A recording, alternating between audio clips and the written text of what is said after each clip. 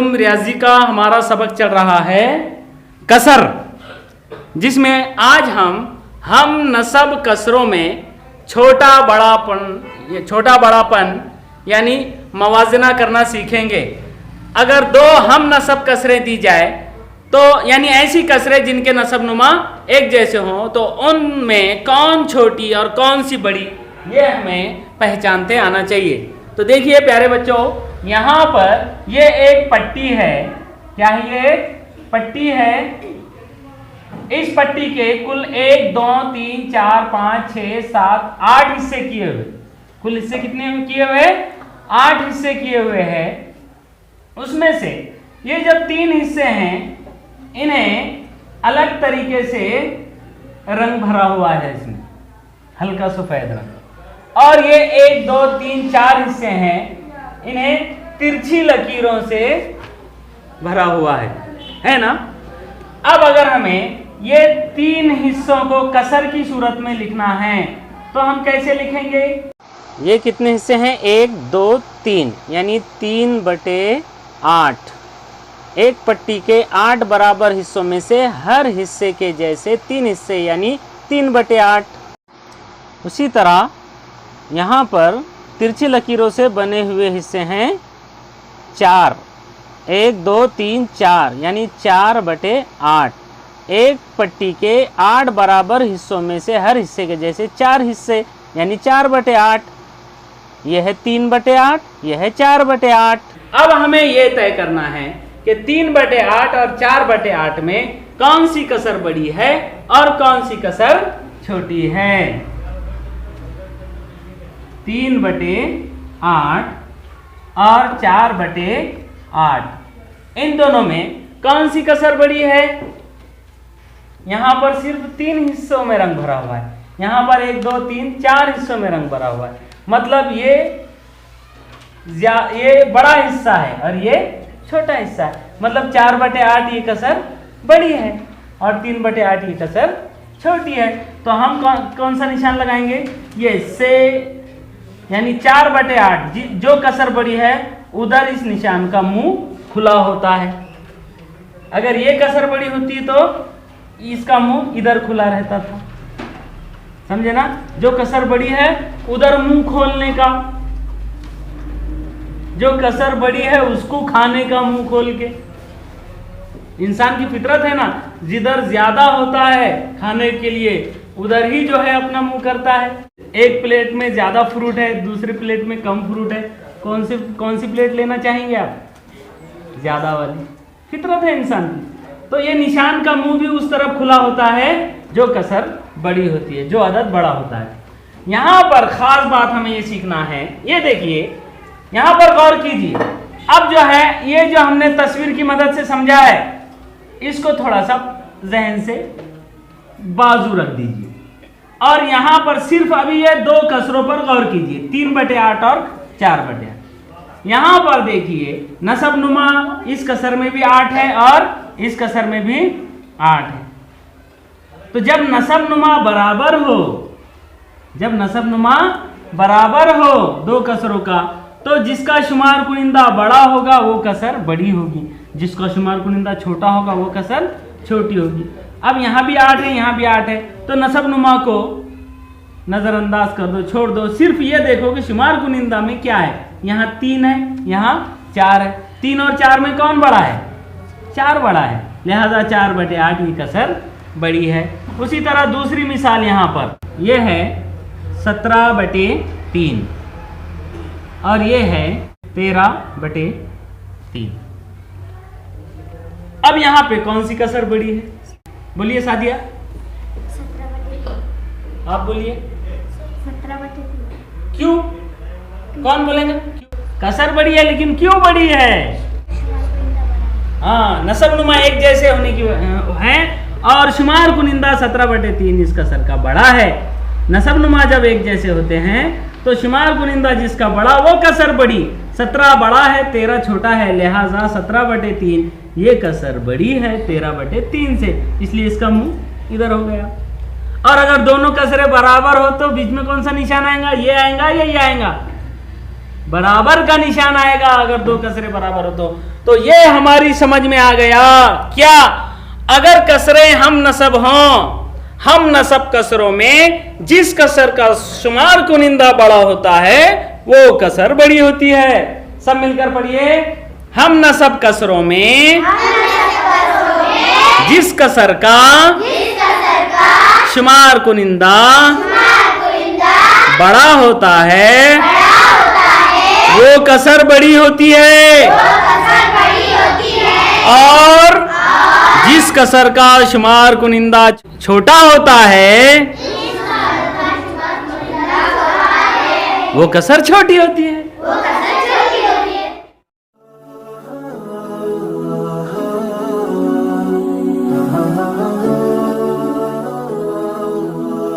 अब हम सीखेंगे मसावी शुमार कुनिंदा वाली कसरों का छोटा बड़ापन। आप जानते हैं कि जिन कसरों का शुमार कुनिंदा 1 होता है उन कसरों का नसबनुमा जैसे जैसे बड़ा होता जाता है वैसे वैसे उन कसरों की कीमत कम होती जाती हैं। जैसे 1/2, 1/3, 1/4, 1/5 वगैरह वगैरह। यहाँ पर देखिए इन तमाम कसरों में हर कसर में शुमार कुनिंदा 1 है, जबकि नसबनुमा यहाँ पर बढ़ता जा रहा है। पहली कसर में नसबनुमा 2, उसके बाद 3, 4, 5। अब हम देखेंगे कि यहाँ पर नसबनुमा तो बढ़ता जा रहा है लेकिन क्या कसर की कीमत भी बढ़ती जा रही है या कम होती जा रही है? तो पहली कसर में देखिए, पहली कसर है 1/2। इसका मतलब है एक चीज़ के 2 बराबर हिस्सों में से हर हिस्से के जैसा एक हिस्सा यानी आधा। दूसरी कसर है 1/3 यानी एक चीज़ के 3 बराबर हिस्सों में से हर हिस्से के जैसा एक हिस्सा यानी तीसरा हिस्सा। उसके बाद ये कसर है 1/4 यानी एक चीज़ के 4 बराबर हिस्सों में से हर हिस्से के जैसा एक हिस्सा यानी पाव। उसके बाद है 1/5 यानी एक चीज़ के 5 बराबर हिस्सों में से हर हिस्से के जैसा एक हिस्सा यानी 5वां हिस्सा। तो पहली कसर में 1/2 यानी आधा, 1/3 यानी तीसरा हिस्सा, 1/4 यानी चौथा हिस्सा यानी पाव और 1/5 यानी 5वां हिस्सा। अब एक चीज़ के बराबर हिस्से करने के बाद जितने ज़्यादा हिस्से उस चीज़ के किए जाएंगे उसमें से अगर एक हिस्सा लेंगे तो वो छोटा होता जाएगा। इसलिए यहाँ पर 1/2 यानी आधा ये सबसे बड़ी कसर है। उससे छोटी कसर 1/3 तीसरा हिस्सा, उससे छोटी कसर 1/4 पाव, उससे छोटी कसर 1/5 यानी 5वां हिस्सा। इस तरह से यहाँ पर नसबनुमा तो बढ़ता जा रहा है लेकिन कसर की कीमत कम होती जा रही है। अब हम देखेंगे कि अगर कसरों का शुमार कुनिंदा 1 के बजाय 1 से बड़ा कोई भी तबई अदद हो तो क्या होगा। यहाँ पर ये कसर है 2/3। 2/3 इस कसर का मतलब है एक चीज़ के 3 बराबर हिस्सों में से हर हिस्से के जैसे 2 हिस्से। यहाँ पर इस पट्टी के 3 बराबर हिस्से किए हुए हैं और इन 3 हिस्सों में से हर हिस्से के जैसे 2 हिस्से रंगीन किए हुए हैं और ये जो रंगीन हिस्सा है ये है 2/3। उसके बाद ये दूसरी कसर है जो है 2/4। यहाँ पर भी शुमार कुनिंदा 2 है लेकिन नसबनुमा 3 से बढ़कर 4 हो गया है। तो नसबनुमा अगर 4 है तो इसका मतलब इस पट्टी के 4 बराबर हिस्से किए हुए हैं और इन 4 बराबर हिस्सों में से हर हिस्से के जैसे 2 हिस्से यहाँ पर रंगीन किए गए हैं। इसका मतलब है 2/4। उसके बाद ये कसर है 2/5। 2/5 यानी एक चीज़ के 5 बराबर हिस्सों में से हर हिस्से के जैसे 2 हिस्से। यहाँ पर भी पट्टी के 5 बराबर हिस्से किए हुए हैं। इन 5 बराबर हिस्सों में से हर हिस्से की तरह 2 हिस्से यहाँ पर रंगीन किए हुए हैं। तो इन तीनों भी पट्टियों में जो रंगीन हिस्सा है वो कसर की कीमत को जाहिर कर रहा है। पहली पट्टी में रंगीन हिस्सा 2/3 को जाहिर कर रहा है। दूसरी पट्टी में रंगीन हिस्सा 2/4 को जाहिर कर रहा है। तीसरी पट्टी में रंगीन हिस्सा 2/5 को जाहिर कर रहा है। पट्टी वही है, लेकिन हर बार उसके हिस्से ज़्यादा किए जा रहे हैं क्योंकि नसब नुमा में अदद बढ़ता जा रहा है। यहाँ पर अगर हम रंगीन हिस्से पर गौर करेंगे तो सबसे पहली पट्टी का रंगीन हिस्सा सबसे बड़ा है, उसके बाद उससे छोटा दूसरी पट्टी का रंगीन हिस्सा है और उसके बाद सबसे छोटा हिस्सा तीसरी पट्टी का है। यानी इसका मतलब यह है कि पहली पट्टी में जो कसर को जाहिर करने वाला निशान ज़दा हिस्सा है वो सबसे बड़ा है, यानी पहली कसर सबसे बड़ी है। उसके बाद दूसरी कसर उससे छोटी है और तीसरी कसर सबसे छोटी है, यानी 2/3 ये कसर सबसे बड़ी है, 2/4 ये उससे छोटी कसर है और 2/5 ये इन 3 कसरों में सबसे छोटी कसर है। 2/5 सबसे छोटी कसर है, हालांकि उसका नसबनुमा सबसे बड़ा है। और जो कसर सबसे बड़ी है 2/3, यहाँ पर नसबनुमा सबसे छोटा है। जैसे जैसे नसबनुमा बढ़ रहा है वैसे वैसे कसर की कीमत कम होती जा रही है।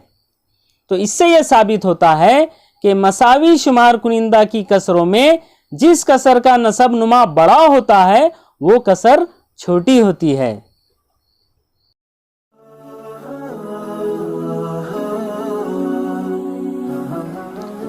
प्यारे बच्चों, जमात पंजुम रियाजी का हमारा सबक चल रहा है कसर, जिसमें कसरों का छोटा बड़ापन हम सीख रहे हैं। अभी हमने हम नसब कसरों का छोटा बड़ापन सीखा है। अब हम मुख्तलिफ नसब नुमा वाली कसरों का छोटा बड़ापन सीखेंगे। हमारे सामने सवाल है 3/5 और 4/7 ऐसी दो कसरें जिनके नसब नुमा अलग अलग है। यहाँ 5 है, यहाँ 7 है। इनमें छोटा बड़ापन तय कीजिए। इसे हम एक सरगर्मी के जरिए समझना चाहेंगे।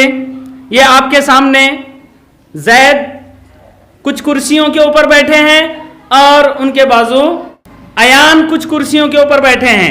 आप अपनी अपनी जगह पर खड़े हो जाइए। Very good. जैद और अयान दोनों भी अपनी अपनी कुर्सियों पर खड़े हो गए हैं। अब देखिए, आपको यह बताना है कि इन दोनों में कौन ऊंचा है। इन दोनों में कौन ऊंचा है। देखिए, इन दोनों में बज़ाहिर तो हमें यह नजर आ रहा है कि यहां पर जैद अयान से, लेकिन इन दोनों में कौन ऊंचा है यह बताना यहां पर इतना आसान नहीं है। क्यों? क्योंकि दोनों भी फर्श पर नहीं खड़े हैं, बल्कि दोनों कुर्सियों पर खड़े हैं, जिसमें जैद ऊंचाई पर खड़ा है और अयान नीचे खड़ा है जैद के मुकाबले में, है ना। और जब ये जहां पर खड़े हैं वो जगह अगर ऊपर नीचे हो तो क्या दोनों की हाइट का अंदाजा लगाना आसान होता है? नहीं। ठीक उसी तरह जब दोनों कसरों के नसब नुमा अलग अलग हो तब उनमें कौन सी कसर छोटी और कौन सी कसर बड़ी ये बताना आसान नहीं है। आसान है, लेकिन उसका तरीका सीखने के बाद जाहिर को देखकर हम आसानी से नहीं बता सकते, जब तक कि उस तरीके से हम ये तय न कर ले कि उनमें वाकई कौन छोटा है और कौन बड़ा है। अब अगर हमें इन दोनों में किसकी हाइट ज्यादा है और किसकी हाइट कम है ये अगर तय करना है तो इसके लिए हमें क्या करना होगा? उन दोनों के जहां पर खड़े उन मुकामात को एक लेवल पर लाना पड़ेगा, है ना। तो इसके लिए हम क्या कर सकते हैं? देखिए, यहां पर अयान खड़े हैं 2 कुर्सियों पर और जैद खड़े हैं 5 कुर्सियों पर। अगर हम ये ऊपर की 3 कुर्सियां हटा दें तो तब जैद भी 2 कुर्सियों पर हो जाएंगे और अयान भी, यानी दोनों एक लेवल में आ जाएंगे। तो आप उतरिए, जैद आप उतरिए और ये 3 कुर्सियां आप वहां से हटा लीजिए। यहां पर 2-2 कुर्सियां है, यानी दोनों की हाइट अब सेम है। आप उस पर खड़े हो जाइए। हाँ, अब देखिए दोनों मसावी ऊंचाई पर खड़े हैं, लिहाजा अब जो है इन दोनों में आसानी से हम बता सकते हैं कौन ऊंचा है। देखिए कौन ऊंचे हैं दोनों में? अयान ऊंचे हैं। सब मिलकर बोलिए, अयान की ऊंचाई जैद की ऊंचाई से ज्यादा है, और पहले जैद की ऊंचाई ज्यादा नजर आ रही थी हमें। लेकिन मैं पहले भी कह चुका हूं कि हम जाहिर को देखकर बिल्कुल सही जवाब नहीं दे सकते।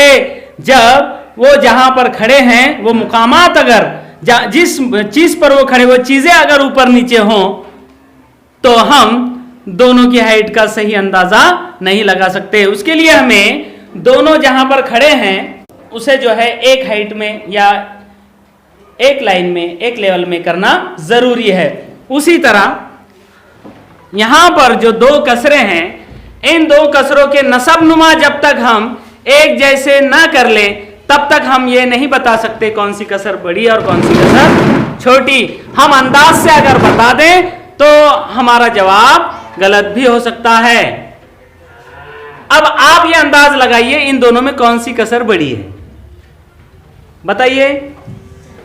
4/7 बड़ी है, आपके हिसाब से अंदाज लगाइए, चलेगा? बोलिए आप। 4/7 आपके हिसाब से कौन सी कसर बड़ी है? 4/7। ठीक है, देखते हैं, अंदाज है ये हमारा।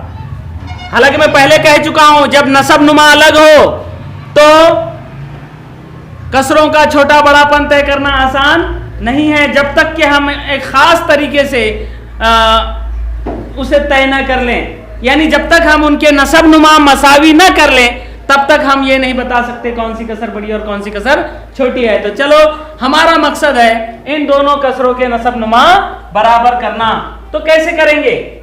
हमने पिछली मश्क में भी नसब नुमा को बदला है। यहां 3/5 है और दूसरी कसर है 4/7। अब हमें क्या करना है? देखिए 5 और 7 इन दोनों को बदलना है। तो ऐसा अदद ढूंढना है जो 5 से भी तकसीम होता है और 7 से भी तकसीम होता है। यानी कि वो हो सकता है 5 7 35 या उससे छोटा। 35 से छोटा कोई नहीं है। 35 जो है ऐसा अदद है जो 5 और 7 दोनों से तकसीम हो सकता है। लिहाजा हम 5 को भी 35 बनाएंगे और 7 को भी 35 बनाएंगे। तो 3/5, 5 को 35 बनाने के लिए हमें 7 से ज़रब देना होगा। नीचे 7 से तो ऊपर भी 7 से। ये हो जाएगा 3 7 21 बटे 7 पंजे 35। अब दूसरी कसर 4/7 है। यहां पर भी हम नसब नुमा में 7 को 35 बनाएंगे तो 5 से ज़रब देना होगा। नीचे 5 से तो ऊपर भी 5 से। ये हो जाएगा 4 पंजे 20 बटे 7 पंजे 35। अब देखिए 21/35 और 20/35। 21/35 और 20/35, ये 2 कसरें हमारे सामने आई हैं।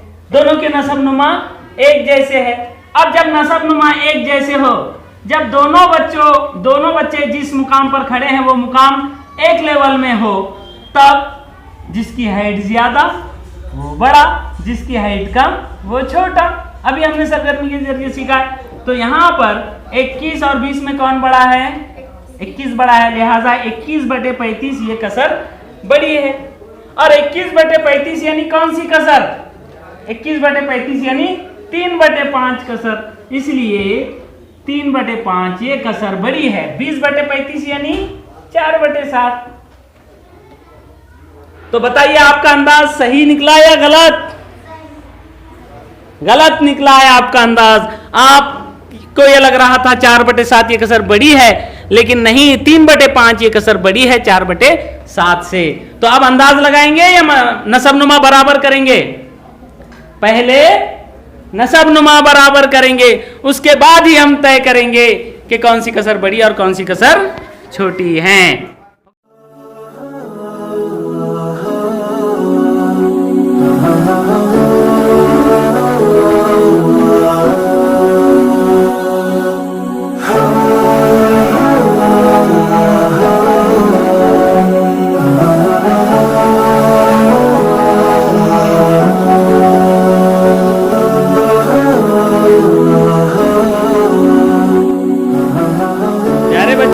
जमात पंजुम रियाजी का हमारा सबक चल रहा है कसर, जिसमें कसरों का छोटा बड़ापन तय करना हमने सीखा है।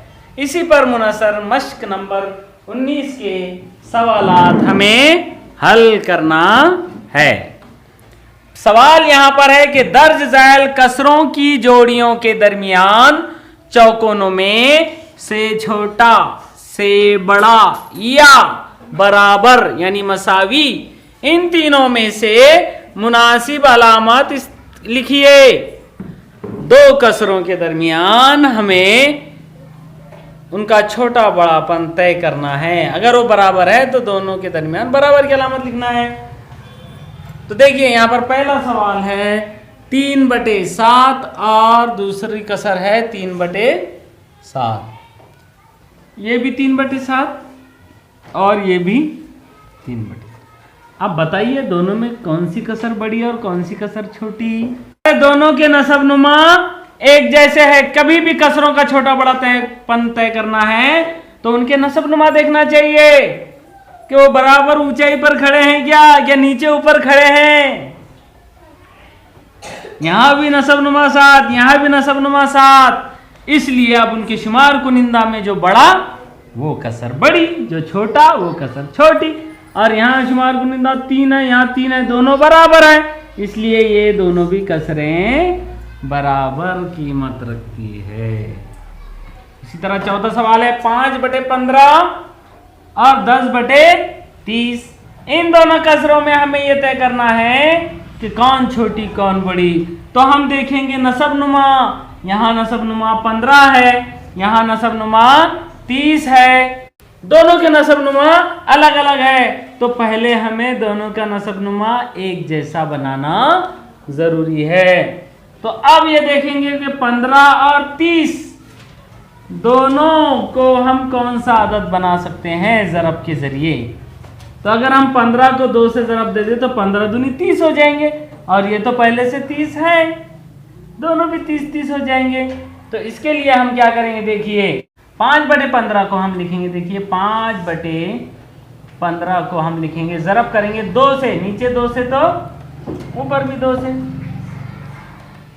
इसका जवाब होगा बराबर 5 दूनी 10 बटे 15 दूनी 30, और इधर पहले से 10/30 है। अब ये भी 30, ये भी 30, दोनों में कौन बड़ा? देखो दोनों के नसब नुमा एक जैसे होगा तो शुमार कुनिंदा देखो, ये 10, ये भी 10, इसका मतलब ये 10/30 ये भी है और ये भी 10/30 है, मतलब दोनों भी कसरे बराबर है, ये बराबर है, इसलिए ये दोनों भी कसरे बराबर है। बज़ाहिर ऐसा लग रहा है ये अलग अलग कसरे हैं, लेकिन दोनों की कीमत एक जैसी है। यहाँ अगर हम 2 से तकसीम करें 10 को तो 2 पंजे 10 होगा, और 2 से 30 को तकसीम करेंगे तो 15 जवाब आएगा। ये इसको ज़रब देंगे तो ये जवाब आएगा। ठीक है। इसी मश्क का 5वां सवाल है 5/8 और 5/9। अब यहाँ पर देखिए ये ऐसी दो कसरें हैं जिनके शुमार कुनिंदा एक जैसे हैं। यहाँ 5 के नसब नुमा में 8 है और यहाँ 5 के नसब नुमा में 9 है। हम जानते हैं कि जब कसरों के शुमार कुनिंदा एक जैसे हों तब जिस कसर का नसब नुमा छोटा होता है वो कसर बड़ी होती है। यहाँ पर पहली कसर 5/8 में नसब नुमा 8 है, दूसरी कसर में 5/9 में नसब नुमा 9 है। 8 छोटा है, इसलिए 5/8 ये कसर बड़ी है। इसी मश्क का 9वां सवाल है 5/6 और 1/8, इन दोनों में तय करना है कौन सी कसर बड़ी कौन सी कसर छोटी। इसके लिए हम क्या करेंगे, 5/6, 6 और 8 इन दोनों से तकसीम होने वाला आदद ढूंढना है। 6 8 48 तो है, लेकिन 48 से छोटा भी कोई अदद हो सकता है जो 6 और 8 दोनों से तकसीम हो सकता है। वो कौन सा है? 6 का पहाड़ा पढ़ेंगे, 6 6 6 2 12, 6 3 18, 6 4 24, 8 3 24, 6 और 8 दोनों को हम 24 बना सकते हैं। तो 6 को 24 बनाने के लिए हमें 4 से ज़रब देना पड़ेगा, नीचे 4 तो ऊपर भी 4, और इधर 1/8 है, इसको 24 बनाने के लिए 8 तिया 24, तो ऊपर भी 3 से ज़रब बराबर इधर आ जाएगा 5 चौक 20 बटे 6 चौक 24, और इधर आएगा 3 एका 3 बटे 8 तिया 24। अब देखिए 20 बटे 24 और 3 बटे 24 दोनों के नसबनुमा 24 24 है, तो कौन सी कसर बड़ी है फिर? 20 बटे 24, क्योंकि इसका शुमार कुनिंदा 20 है, यहाँ 3 है, लिहाजा ये कसर बड़ी है।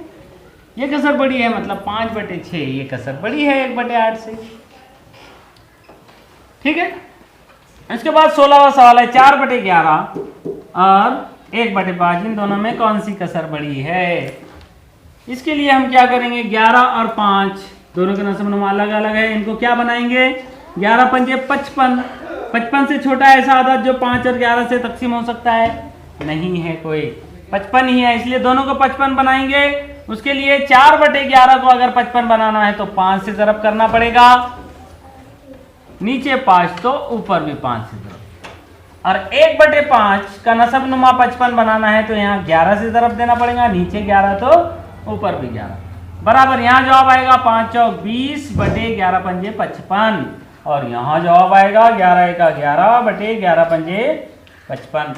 अब यहाँ भी नसबनुमा 55 हो गया, यहाँ भी 11 बटे 55 में नसबनुमा 55 हो गया, तो शुमार कुनिंदा जिसका बड़ा वो कसर बड़ी।